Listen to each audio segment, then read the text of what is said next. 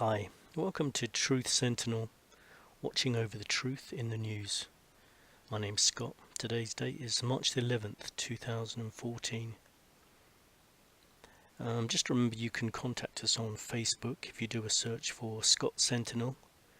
I can add you as a friend, you can post links, discuss anything that's brought up in today's program or previous programs. So that's Scott Sentinel. Our Twitter account has been frozen, not sure why. Maybe they don't like hearing the truth in the news. Talking of Twitter, the most tweeted photo of all time on Twitter, which nearly brought the whole system down, was that selfie taken at the Oscars spontaneously by Ellen DeGeneres. It's okay to like celebrities, but wouldn't it be nice if something else had brought the whole system down? Maybe a tweet of all the world's leaders behind bars. That would have been nice. Apparently this tweet was not quite as spontaneous as it was first made out. I mean, it had Meryl Streep, Jennifer Lawrence, Julia Roberts, Brad Pitt, Angelina Jolie, Kevin Spacey, Bradley Cooper. Took the photo with using a Samsung device. Now, Samsung spent $20 million on advertising during the show, and apparently this was all just an advert. It wasn't spontaneous. This was all planned, and this is why you can't believe anything you see or hear in the media. Everything's been bought by corporations and businessmen, and that includes our world leaders. And the Ukraine situation is a good example of that. With investment by Russia in various countries affecting decisions that they make about this situation. We'll talk about more about that later. Today's news: US senators are upset that the CIA appear to be searching their computers, so it seems that even the powers that be don't like being spied upon like the rest of us. Also dominating the news is this missing Malaysia Airlines plane, which went missing on Saturday. Flight MH370 from Kuala Lumpur to Beijing. Took off with 239 people on board, and after some time, I think an hour or so, disappeared. There's no debris. Completely seems to have vanished. There was no mayday calls. And there's a lot of conspiracies on the internet, obviously, at the moment. I was just looking at the top conspiracies at the moment. Seems to be hijacking by North Korea possible. Another one was that they've been taken hostage and currently on the ground in Vietnam. I hope that one's true, because at least the relatives would have some hope, there might be a chance they're still alive. I think it's probably quite unlikely, although a lot of the relatives, or some of the relatives, have said they've called mobile phones and that they're getting a ringing tone. Now, I did a little bit of a check to find out whether that could still happen if a phone was dead or switched off, and apparently some networks you could still hear a ringing tone. I don't know if that's true. If anyone out there is a bit of an expert on cellular phones, then let us know. Can you still get a ringing tone from a dead phone?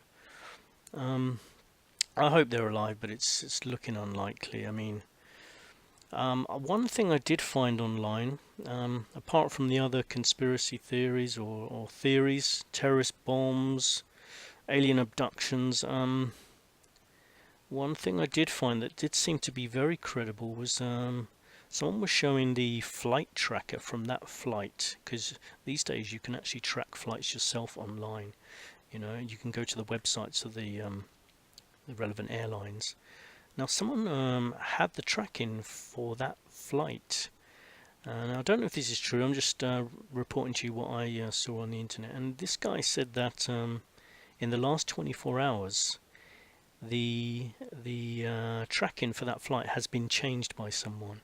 That previously it showed the flight going down in a precise location with the altitude set at 0, as you would expect if a plane had gone down at a location.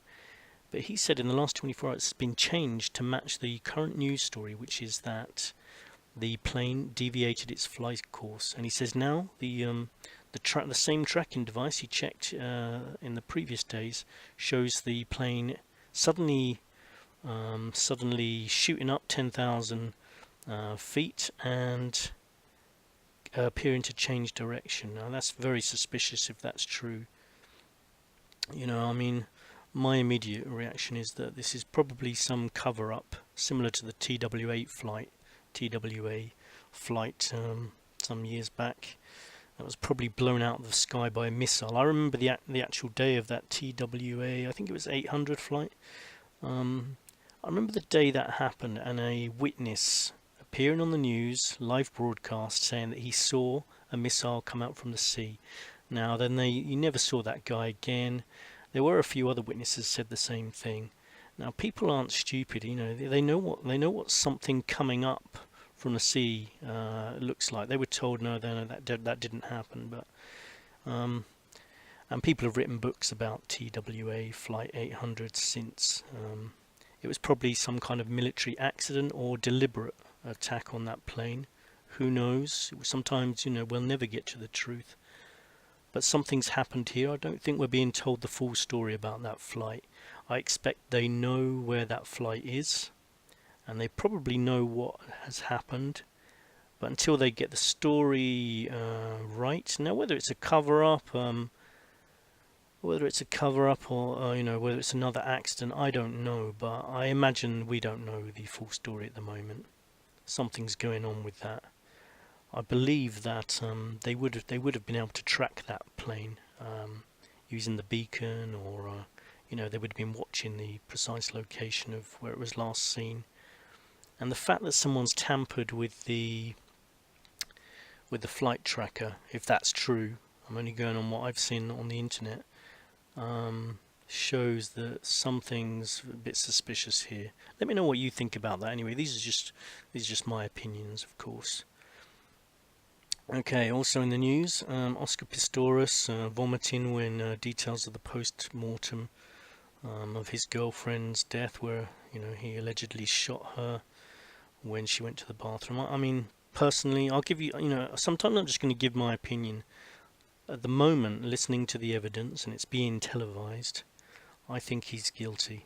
But you've got to listen to a whole trial before you make complete judgments. But I don't know. It just does. I can't imagine lying in bed with my girlfriend and thinking I hear a noise, going to the bathroom, just blasting a few bullets in there without checking whether it might be my girlfriend going to use the toilet. Just seems extremely unlikely, But I'll try and keep an eye on that story, and let me know what you think. Do you think the guy's guilty? Just be interested to know what your ideas are on that. Additional news: 5 million children in need in Syria, because of the war going on there. Complete humanitarian disaster. I think with a lot of these stories with wars like the Syria war, it's so easy just to forget that that's going on. People just get on with their lives, watching soap operas, and there's all kinds of horrible things going on there. I did see one report on the news today.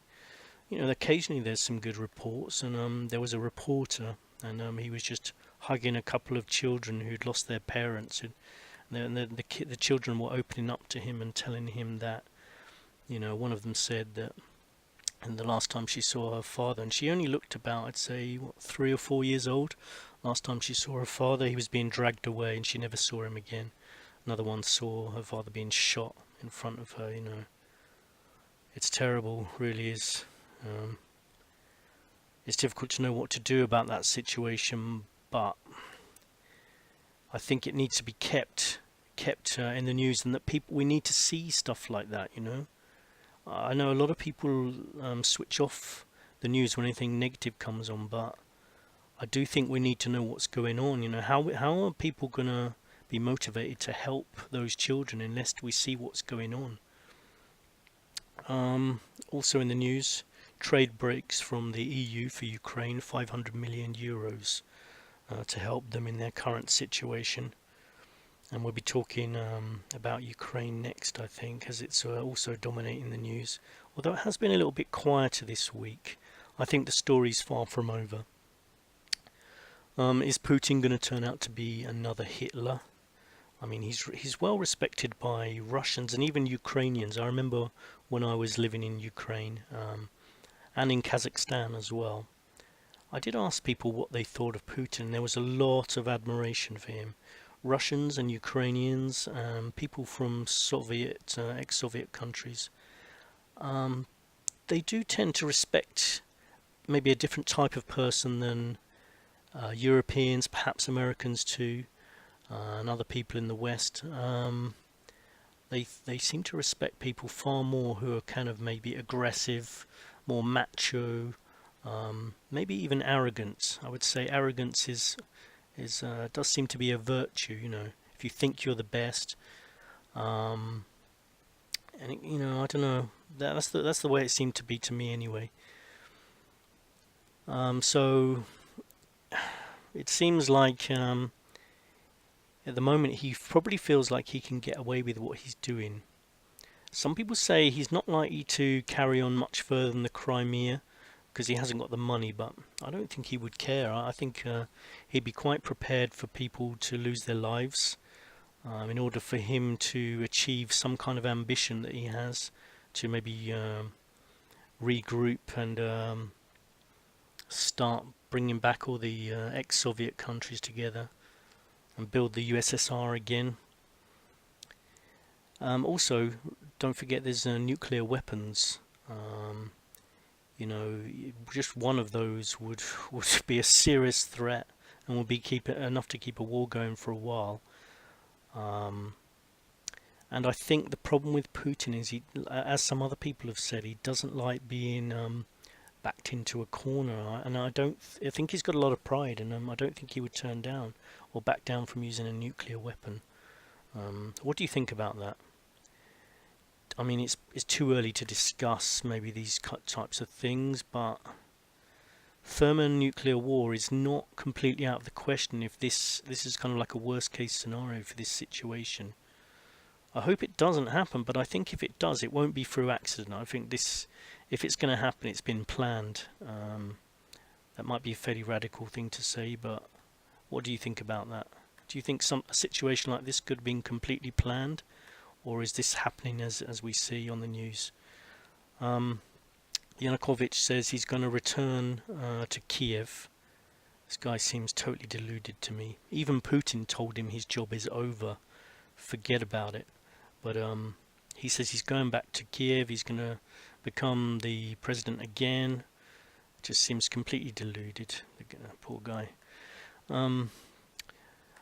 I did have some inside information the other day, which I did post on underneath the episode 3. I do have some contacts in Ukraine. I've got family connections and friends, and obviously I've worked over there. But from one of my family connections, there was a report in southern Ukraine, in Mykolaiv. Apparently, the word actual thousands of tanks was used, but whether that's exaggeration, I don't know. Certainly there's been other reports that hundreds of tanks have been seen in southern Ukraine, all heading towards Crimea.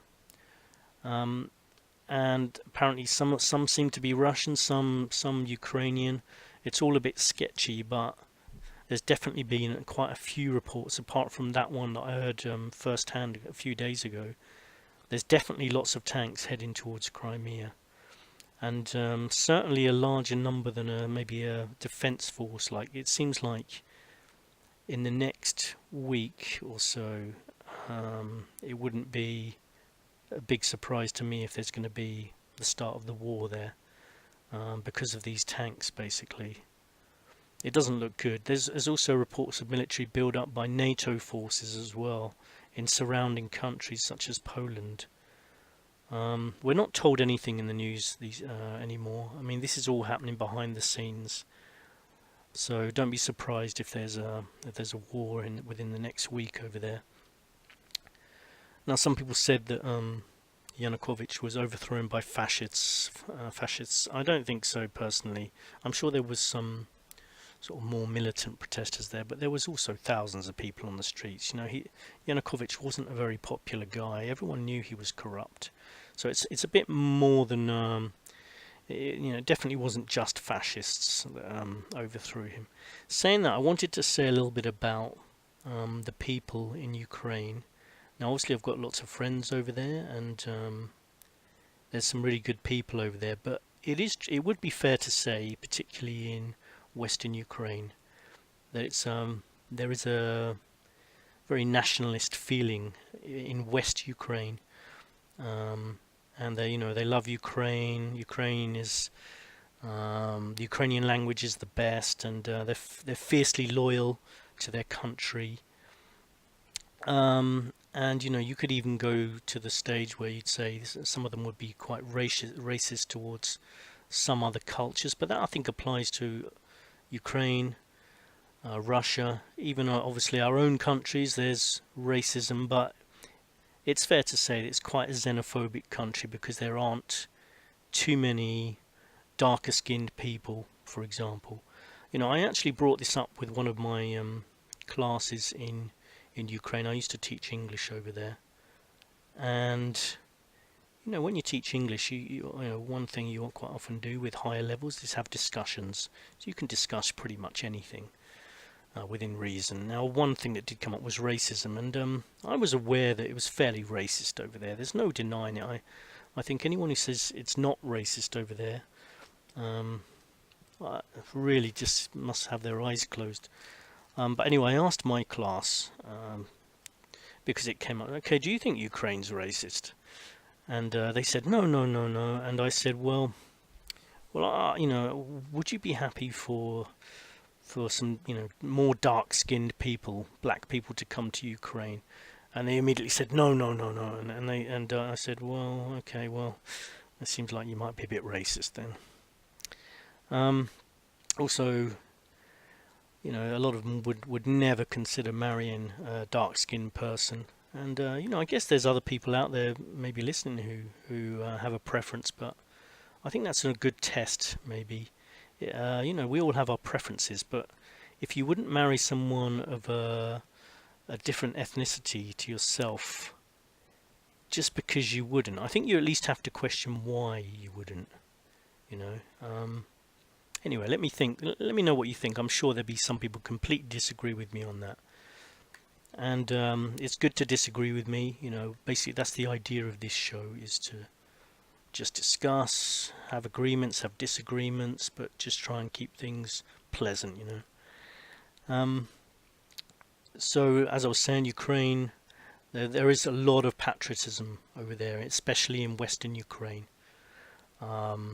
And it's fiercely patriotic. So, if there's any kind of war, it's going to be pretty nasty. Things are going to get pretty nasty over there if it kicks off. I wanted to talk a little bit about patriotism and see what you thought about that, because I've always thought patriotism, if it gets too intense, is a dangerous thing. I know in the USA there's quite a lot of patriotism.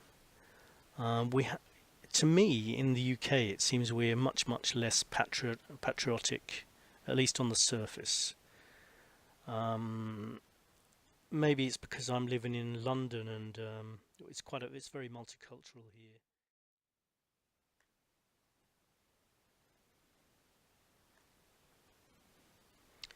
Welcome back to Truth Sentinels. Just had a quick break there for a cup of tea. I was talking about patriotism. Just wondered what you thought about patriotism, whether it could be a dangerous thing. I know we've got lots of listeners from the USA. In Ukraine, I noticed they're very patriotic in Western Ukraine, and sometimes I just think if you love your country too much, it could potentially become a dangerous thing, especially in like you have now in Ukraine with East and West Ukraine, and in West Ukraine with the feelings of nationalism over there.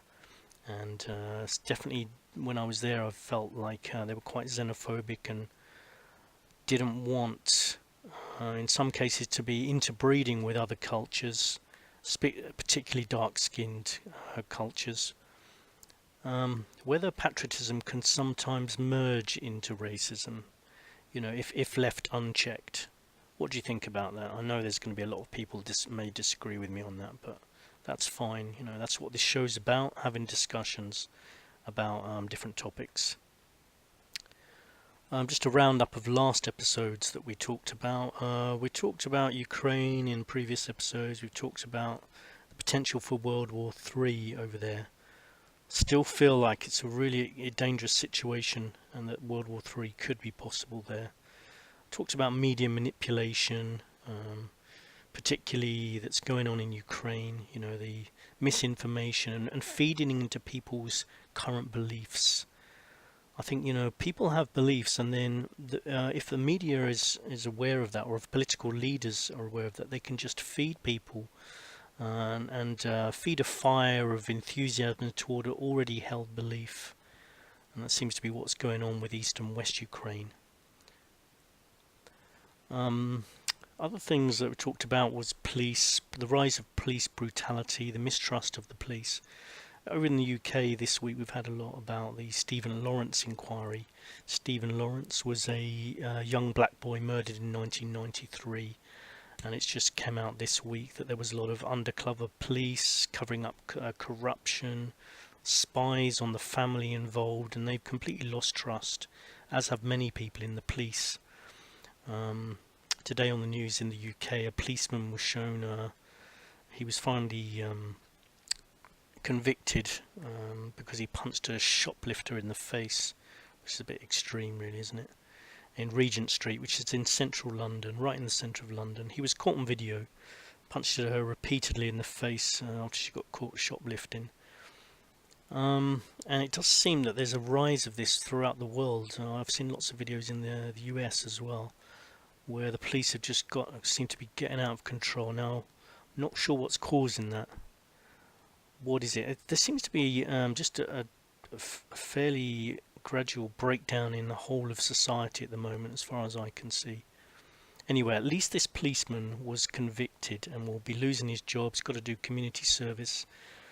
But, he had also been the subject of 2 previous complaints and was also due to face a misconduct meeting in regard of the discharge of CS gas at demonstration in 2011. So, I think it's only the media attention really that's caused him to lose his job. It does seem like the police do get away with a lot. I think people have lost trust in the media, lost trust in their leaders, lost trust in the police. The media are just not questioning things anymore.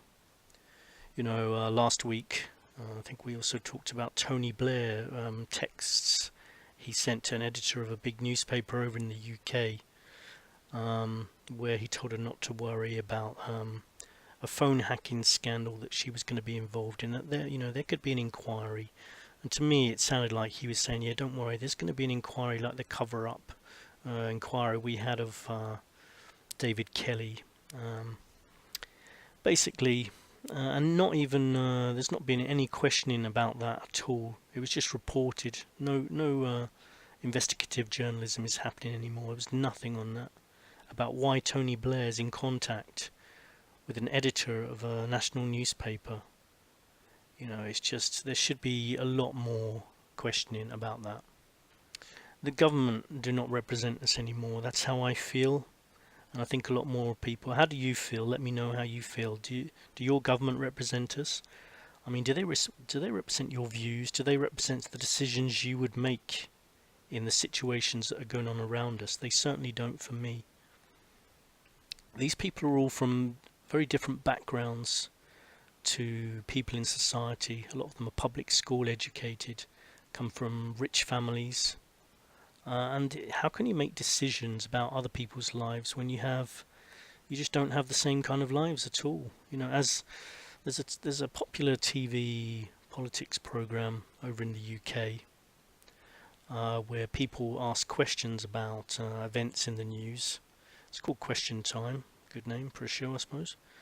And there was one girl that stood up. There was some people in the audience getting quite angry. One girl stood up and said that no one in government has any passion for anything, and that's true. That's very true. They spout out a lot of facts and figures, but they have no passion, or certainly most of them don't have any passion for anything that's going on. It's just about their careers, basically.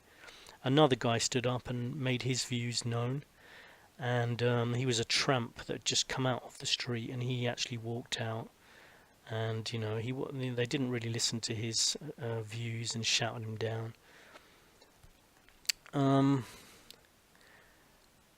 Basically, I just feel like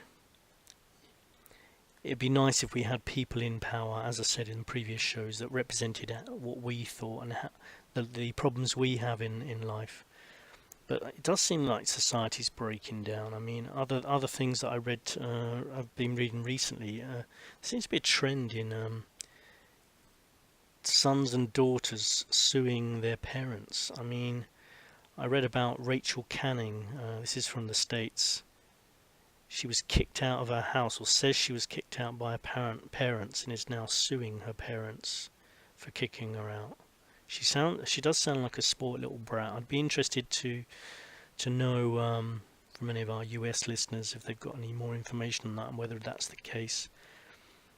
I think if you're suing your parents, then something's gone terribly wrong. I mean, you basically, that's going to take a long time to heal. No one's going to win in that situation. UN health chiefs say that we need to cut down our sugar intake. I think that's really nice of them, very caring of them to care about us and our diets and become involved in that. So the chief medical officer has decided the best way to tackle this, I'm glad he's going to tackle it, the best way is to put a tax on sugary foods. Wait a minute, that means we have to pay more for our food, doesn't it? Thanks very much for helping us. They also said that salt intake is too high. Children should eat less than a teaspoon of salt a day, but they currently don't. Wait, are they going to bring in legislation to increase taxation on salt? It's been called for by some MPs.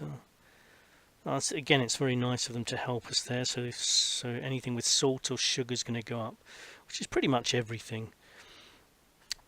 Apparently, the war in Ukraine, if it kicks off, which I think is almost inevitable. It'd be nice if it didn't, but it does seem like it's going that way. It's going to affect the economy as well, gas, tourism, investment from Russian oligarchs in the UK and abroad, in the US too. It's going to affect the economy and in an already fragile time.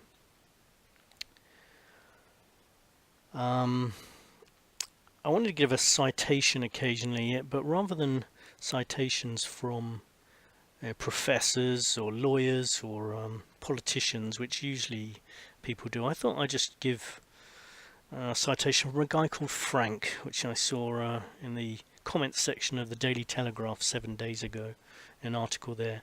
And he said, Frank says, it's a fairly simple choice. Do we continue to let ourselves be ravished by all this lovely Russian money, or do we decide that we have some standards and tell them to bugger off?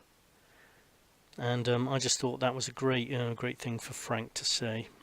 It seems to me common people have more sense than professors, lawyers, and politicians.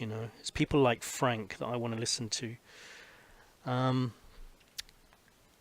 There's constant messages about health as well, talking about the salt and the sugar, and it just seems like these messages about health are just there to confuse us. I mean, one day you can read eat this, and there's a new study, and no, don't eat this, and then you should eat this. Sorry, you don't need to.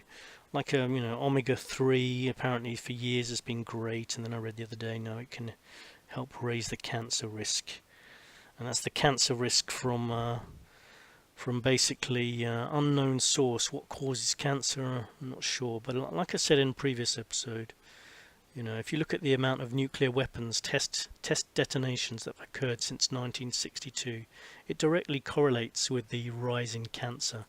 So, I think that should be investigated too. Um, Other things in the news: Max Clifford, who's a PR guru in the UK, his trial continues, and he's been accused of molesting young people. Bill Maloney, I think I mentioned previously in previous episodes. If you want to check out his Pie and Mash films, you can find out a lot more about the people that are being exposed and are going to be exposed, and it includes people on the highest levels, former prime ministers, royal family, connected to Jimmy Savile.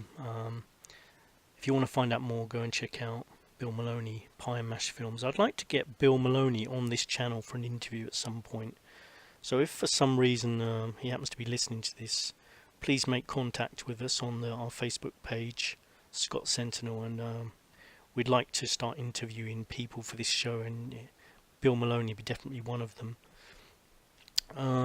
If you do think you could contribute in any way, or if you know someone about any of the subjects that we mention on this show, please get in touch with us. We want to start doing interviews at some point. This channel's in its early stages. We're just covering topics generally at the moment, but we are going to go into more in depth on a lot of topics later on and have interviews with people. If you'd like to contribute to the show in any way, other than just being interviewed or putting in contact with people that can be interviewed, or you want to help with advertising, please get in contact.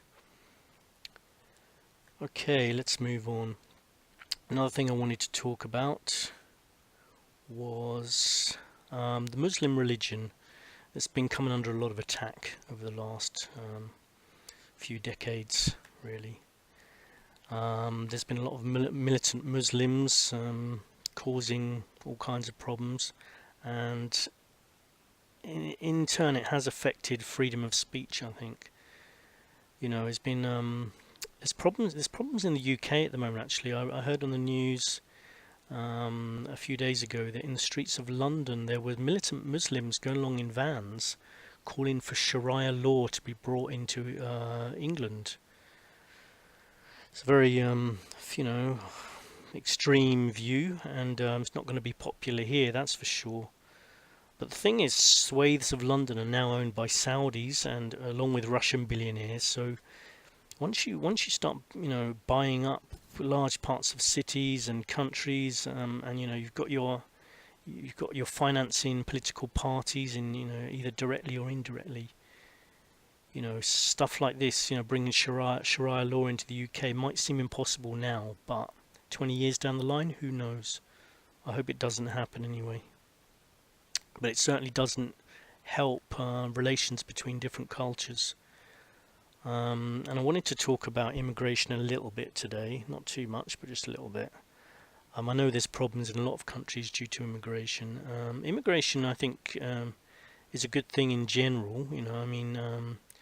We're in a very multicultural city in London here, and generally people get on, but I think it does seem to me that politicians are deliberately maybe trying to cause fractions between different cultures.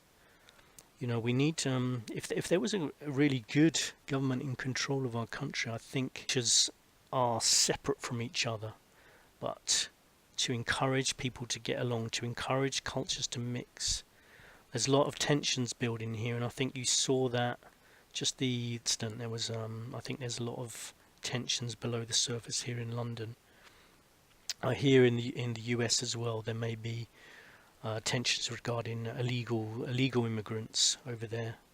Let me know what you think about it. It's a touchy subject, I know, and people have strong opinions, and if you've got racist views, by all means say what you want to say, but personally I don't espouse those views at all. I think immigration can be a good thing. It's just the way it's been handled, by giving benefits to immigrants that just come in when other people are working hard, is not doing any favours to cultural relations. Let me know what you think about that.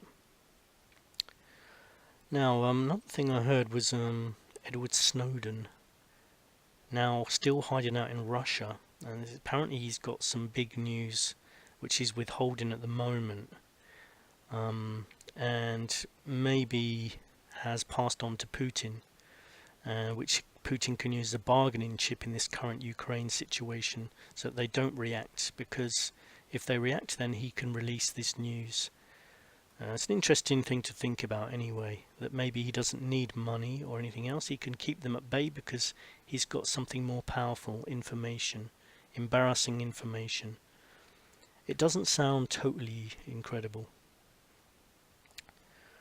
Also, Edward Snowden was appeared on the internet recently on a video link to an auditorium of technology innovators.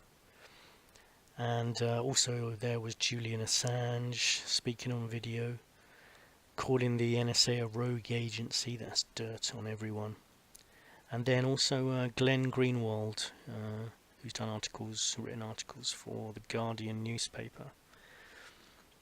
He was also on the same video session. Now, in previous episodes we talked about how we're losing our freedoms, and I think there was a great case of that with Glenn Greenwald's partner, who got arrested at Heathrow Airport under Schedule 7 of the Terrorism Act and was held for 9 hours, which is the maximum allowed. Now, of course, they knew he wasn't a terrorist. It was nothing to do with terrorism. It was just basically to intimidate him and to remind people in general, if you start dealing with people like Edward Snowden, if you start reporting on things that we don't like, we're going to cause trouble for you. And not enough people are getting upset about that incident, but to me that was, we've already got to the state where the government are controlling the media and reporters, and even reporters themselves don't seem to be upset. I heard other reporters criticising Glenn Greenwald and other people who are talking to Snowden. Our media have gone, basically. We need to create our own media. That's why this channel is for you. It's not just about me, it's for you to say your views, to tell me what you want to talk about.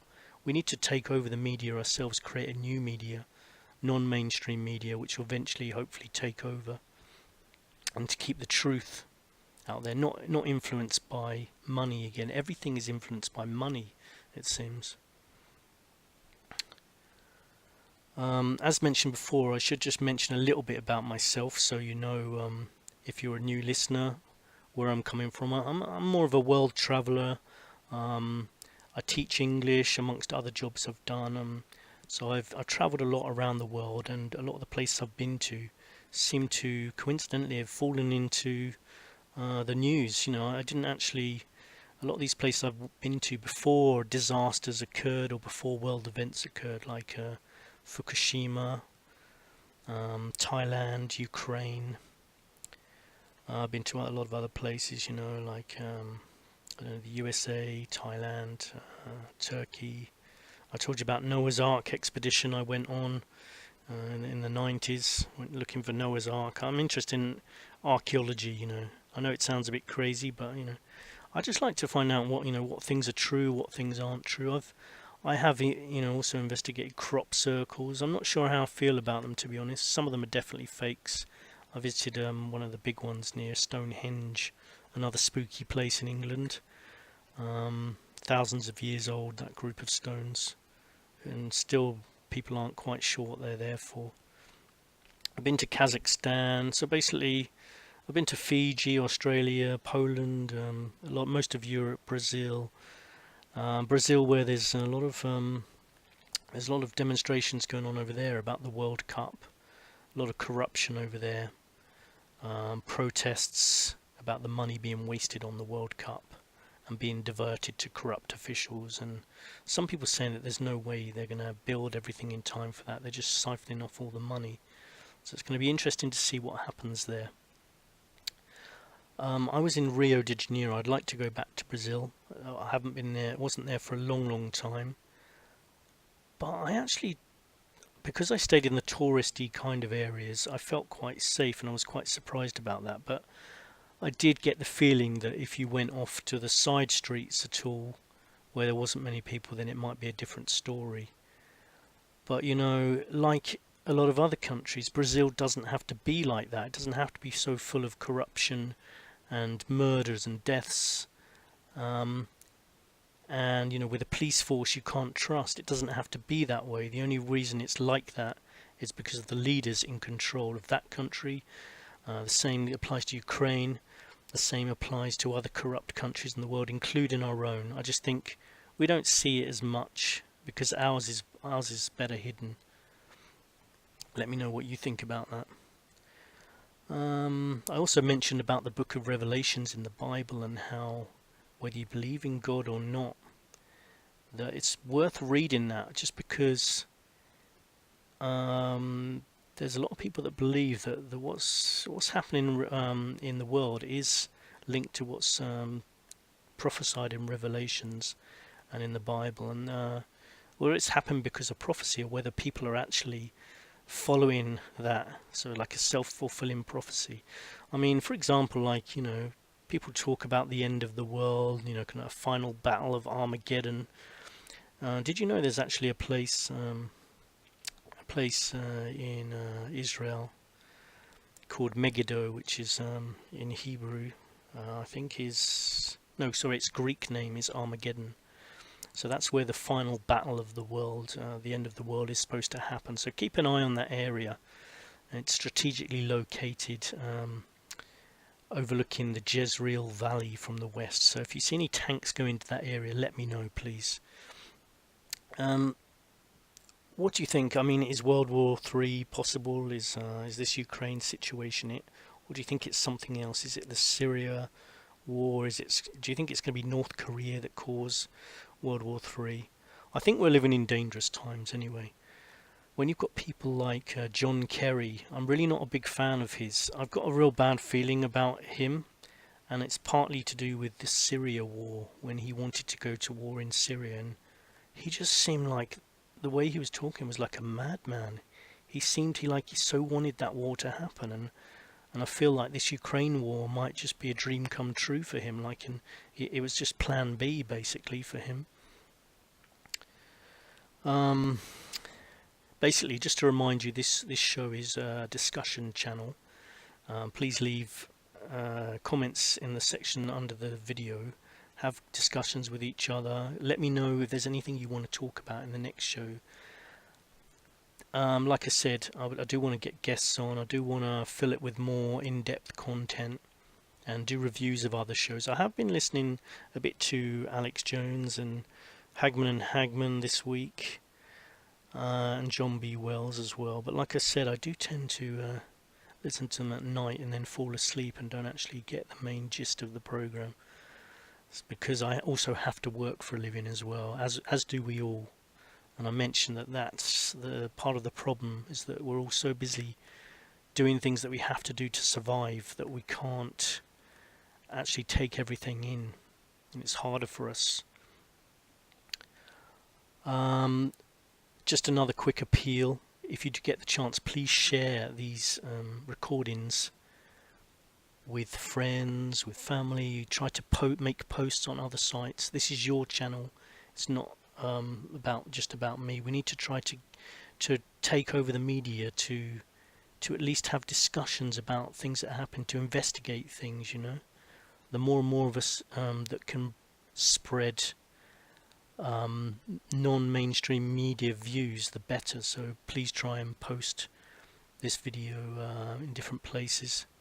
I know some people have done that, and it'd be nice just to get as many viewers as we can, so we can have some good discussions. Has anyone out there seen the movie They Live? It's a great film. Thanks to Kieran for introducing that film to me. But if you fancy a bit of entertainment and you've never seen the movie They Live, it's a brilliant film. I'm not going to say too much about it, but just watch it if you get the chance. If you want to be entertained, but there is a message behind it. But if you want to be entertained, have a watch of the movie They Live. In shows coming up, we're going to be talking about lots of other subjects. The Illuminati, do they exist? We're going to be talking about world debt, the economy, Lady Diana's death. Was she murdered? I mean, personally, I think she was, but we'll investigate some of the reasons why a lot of people think she was assassinated. We'll talk about the global elite, population control.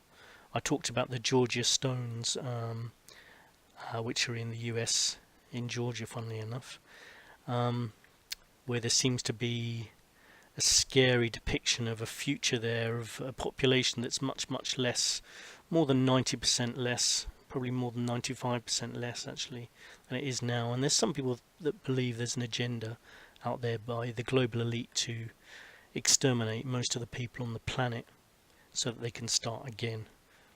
Very radical belief. What do you think about that anyway? Do you believe there's any truth in population control? We're going to talk more about Edward Snowden in upcoming episodes. We talk about quantum physics, science, mainstream versus non-mainstream. Hadron Collider, what is it? Some people think that's more than what people are being told, the Hadron Collider. It did cost billions of pounds and it's huge. I mean, what is it, just so it can smash particles together, or is it something else? HARP, weather modification systems. If you're not aware of HARP, I would imagine most people are, but it's a weather modification system which could be affecting the weather, you know. If you start tampering with nature, it's going to have some kind of effect. We can talk about black holes, time travel, moon landings. The moon in itself is actually very interesting. I read the book recently, Who Built the Moon? I recommend that book. Occasionally we will make recommendations of movies, books, and do reviews maybe on this channel. Who Built the Moon is a good book. Sorry I don't have the authors' names here with me at the moment, but some really interesting numerology about the moon, all the distances from the sun, from the earth, and massive coincidences which make some people believe that it's proven beyond doubt that the moon was designed, or was put there by something, someone. You know, just read the book, because probably it sounds a bit crazy if I just say that without any information behind it. We can talk about everything on this channel: the meaning of life, parallel universes. What do you want? What do you want discussed on this program? Please leave comments in the comments section. We could talk about conspiracies. We'll talk about Operation Paperclip, how a lot of Nazis were moved from the Second World War over to the US and relocated, given jobs over there. We can talk about a possible world financial crash which could be coming soon, and you've only got to look at the American economy, the US debts, the Federal Reserve, do some research on that, and you'll see that it's not totally incredible to suggest that the whole world economy is going to crash. Is it going to be replaced by an electronic currency? That's another question. What do you think? Please continue to send suggestions or improvements to this show. If you've got any contacts, people that you think would be good to interview, please put them in contact. Thanks again for listening today. And I hope you'll listen to next show, episode 5, which will be coming generally every week. This show will be mostly on a Tuesday, but it really depends. You know, we did have some technical problems today, so it's a little bit later than usual. Anyway, thanks for listening. Take care. Goodbye.